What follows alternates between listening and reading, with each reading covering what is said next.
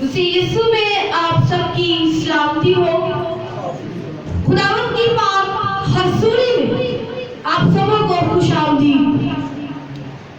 मेरे अजीजों, आज हम कलाम मुकद्दस में से जो सीखने को है वो है एक दुआया ग्रुप, एक दुआया टीम। तो आइए मेरे साथ हम देखेंगे ईमान की किताब, उसका 12वां बाब, उसकी पहली से 4 आयत। हम आयते मुबारका अपने लिए समाप्त फरमाएंगे। करीबा उसी वक्त हेरोदेस बादशाह ने सताने के लिए कलीसिया में से बात पर हाथ डाला और यूहन्ना के भाई याकूब को तलवार से कत्ल किया। जब देखा कि ये बात यहूदियों को पसंद आई तो पतरस को भी गिरफ्तार कर लिया और ईद फितर के दिन थे और उसको पकड़कर कैद किया और निगहबानी के लिए 4 सिपाहियों के 4 पहरों में रखा। इस इरादा से कि फसह के बाद उसको लोगों के सामने पेश करे। बस कैद खाना में तो पतरस की निगहबानी हो रही थी, मगर कलीसिया उसके लिए बदलोजा खुदा से दुआ कर रही थी। आमीन।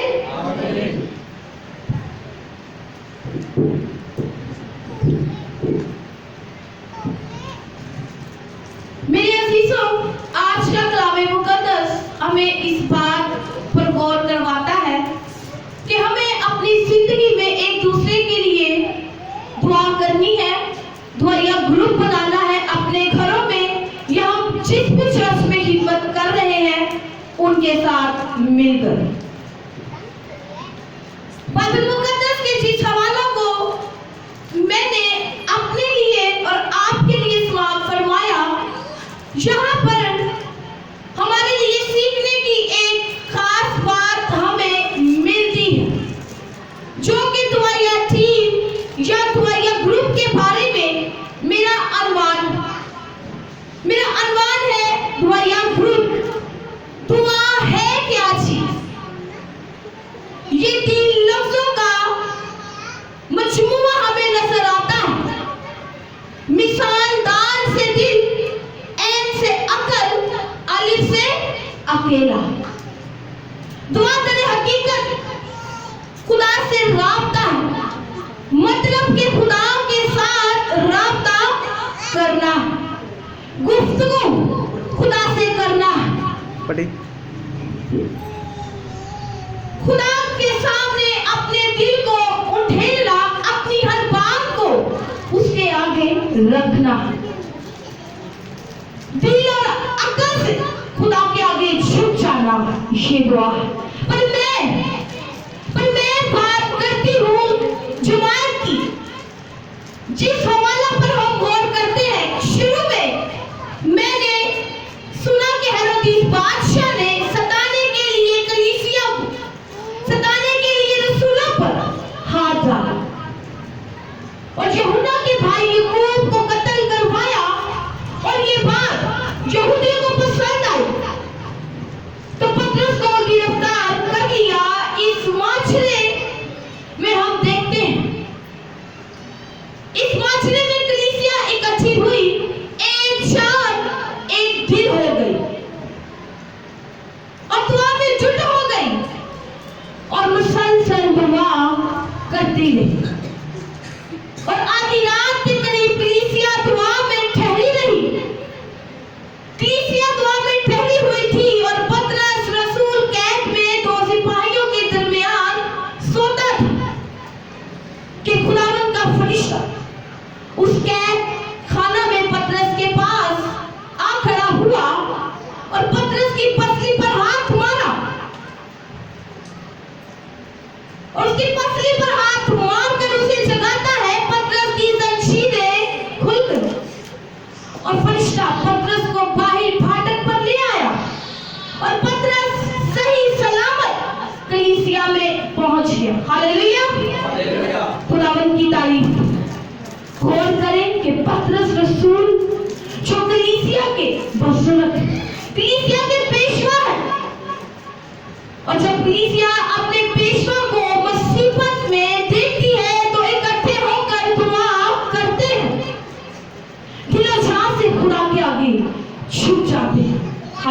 हालेलुया। मेरे अजीजों, पतरस रसूल की गिरफ्तारी के लिए, उसकी गिरफ्तारी से पहले कलीसिया एक पेशवा का नुकसान देख चुकी थी। मसीह नुकसान नहीं चाहती थी। और जब पतरस रसूल की गिरफ्तारी की खबर कलीसिया तक पहुंचती है तो कलीसिया दुआ में एक हो जाती है। उस दुआ के वसीला से खुदा अपने फरिश्ता को पतरस की रहाई के लिए भेजता है। उसके जलाल के लिए जोरदार ताली। ये है दुआओं का नतीजा, ये है दुआओं का जवाब। गौर कीजिए, अहदे अतीक में दुआ के ताल्लुक से बहुत खूबसूरत वाक्य हमें मिलता है। दूसरा तवारीख 20 बाब 2 से 4 आयत में यूं लिखा है, तब चंद लोगों ने आकर यूसुफ को खबर दी, दरिया के पार अराम की तरफ से एक बड़ा अरबुआ तेरे मुकाबले को आ रहा है, और देख वो हफीउल कब्र में है जो ऐंजत है। और यूसुफ डर कर दिल से खुदा का तारीफ हुआ और सारे यहूदा में रोज़े में दुआ की मुनादी कराई। अब बनी यहूदा खुदावंद से मदद मांगने को इकट्ठे हुए, बल्कि यहूदा के सब शहरों में से खुदावंद से दुआ मांगने को आए। आमीन।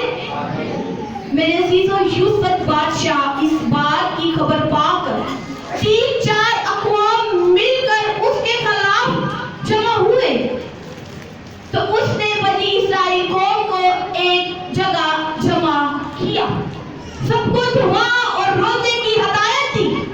यहाँ पर हम एक जुदवाई दुआया ग्रुप देखते हैं।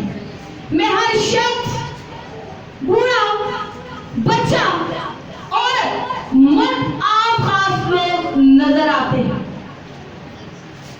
यहाँ पर बहुत बड़ा ग्रुप हमें नजर आता है, एक बहुत बड़ा दुआया ग्रुप। मैं यहाँ कहूंगी कि यूसुफ की मुसीबत एक बहुत बड़ी मुसीबत थी, लेकिन खुदावंद की तारीफ की, खुदावंद की तारीफ हो, उतना ही बड़ा दुआया ग्रुप। आप हालेलुया कह सकते हैं, बोल सकते हैं, उसकी तारीफ कर सकते हैं।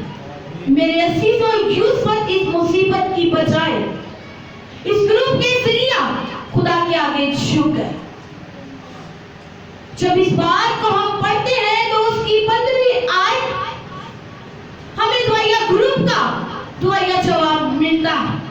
मैं पढ़ना चाहूंगी, इस दुआया ग्रुप के अंदर एक नौजवान ज़िक्रिया बिन बुनाया का जिक्र हमें मिलता है।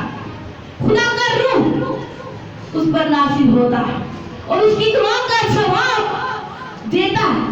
जरा गौर इस जवाब को सुन लीजिए, मैं आपके लिए पढ़ना चाहूंगी। और वो कहने लगा, ऐ तमाम यहूदा और यरूशलेम के बाशिंदों और ऐ बादशाह यूसुफ, तुम सब सुनो। खुदावंद तुमको यूं फरमाता है कि तुम इस बड़े अगुआ की वजह से ना डरो, ना घबराओ, क्योंकि ये जंग तुम्हारी नहीं बल्कि खुदा की है। आमीन। कितना खूबसूरत और मयसर जवाब खुदा ने हमें इस दुआया ग्रुप को दिया। आगे चल के हम देखते हैं कि दुश्मन जो खुद लड़ने और मारने आया था, एक बहुत बड़ी तादाद में आया था। खुदावंद की तारीफ हो, यूसुफ और उसके लोग बगैर जंग किए अपने दुश्मन पर फतह पा गए। तालियां खुदावंद के जलाल के लिए, क्योंकि बगैर किसी हथियार के उन्होंने दुश्मनों पर फतह पाई, क्योंकि उसका ईमान अपने खुदावंद पर। उनके आगे खुदा का पाक रूह, उनके फरिश्ते उनके आगे खैमा जमाते और मुसलसल 3 दिन यूसुफ के लोग दुश्मनों के खैमा में उनका माल, मवेशी और खाने की चीजें जमा करते रहे। आमीन। कि वो लड़ने के लिए आए थे, उनको मारने के लिए आए थे, लेकिन खुदा के पाक रूह ने उनकी मदद की। वो पाक रूह की हिदायत को पाकर अपनी जंग जीत गए।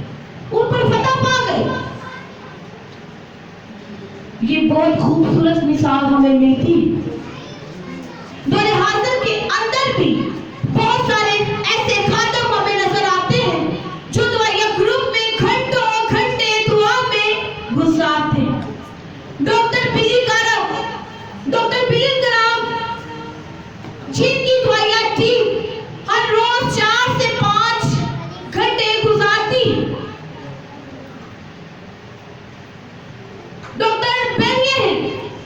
डॉक्टर बनी ये अपना ज्यादा वक्त दुआया टीम के साथ गुजारते हैं। 16 से 18 घंटे दुआ में वक्त गुजारते हैं। मेरे अजीजों, ये बात आपके लिए मेरे लिए शायद समझने के लिए मुश्किल कि दिन के 24 घंटों में से 16 से 18 घंटे दुआ में कैसे गुजारे जा सकते हैं।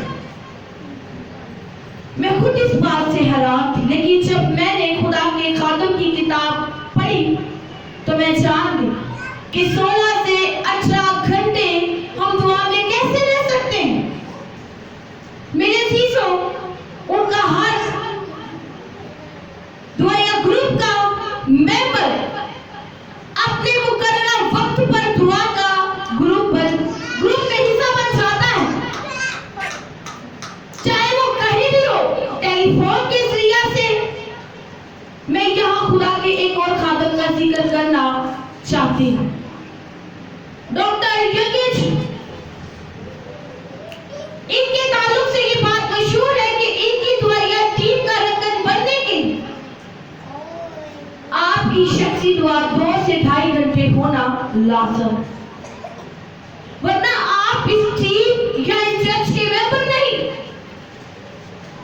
आज मेरे अजीजों, इन तमाम बातों को मैंने बाइबल मुकद्दस में से और इन खादमी जाती जिंदगी के हवाला से जो मैंने बातें बताई, ये बातें ज़ेरे गौर है। हम गौर करते हैं कि दुआ के जरिए आप पतरस रहाई पागे, यूसुफ बादशाह फतह पागे। दौरे हाजिर के अजीब खादम दुआ के जरिए मुअज्जिज़ात करते रहे, मुअज्जिज़ात करते हैं, रूहों को छीन रहे हैं। आज क्या हमारी दुआया टीम या कलीसिया अपने खादमों के लिए दुआ करती है? क्या हम अपने खादम के लिए दुआ कर रहे हैं? उनकी बहाली के लिए, उनकी कामयाबी के लिए, सरफराजी के लिए, उनके सफर के लिए? क्या है कोई ऐसा? या हमारी टीम दुआया है? मेरे अजीजों, आज हम ऐसे करते हैं? क्या हम किसी की बहाली के लिए दुआ या रोजे रखते हैं? क्या हम दुआया टीम या दुआया ग्रुप बनाकर बैठते हैं? मैंने अक्सर पास्टर साहब से सुना कि नाइट प्रे के लिए मेंबर जमा नहीं होते। हालांकि मैं खुद भी चंद सालों पहले इस दुआया ग्रुप का हिस्सा रही हूँ। लॉकडाउन के दिनों में हम हर रोज पास्टर साहब के साथ मिलकर दुआ में वक्त गुजारते रहे। यहाँ अब क्या हम दोबारा दुआ के लिए जमा नहीं हो सकते? बिल्कुल हो सकते। गौर कीजिए, मैंने 3 खादमों की मिसाल आपके सामने रखी। पतरस भी जब कैद में था, कलीसिया जमा हो गई, यूसुफ के ही लोग दुआ के लिए जमा हो गए। तो फिर हम क्यों नहीं जमा हो सकते? आए खुदा के साथ अहद बांधे, खुदा के खादम के साथ खड़े हो जाए। मैं पेशेंट गोई के तौर पर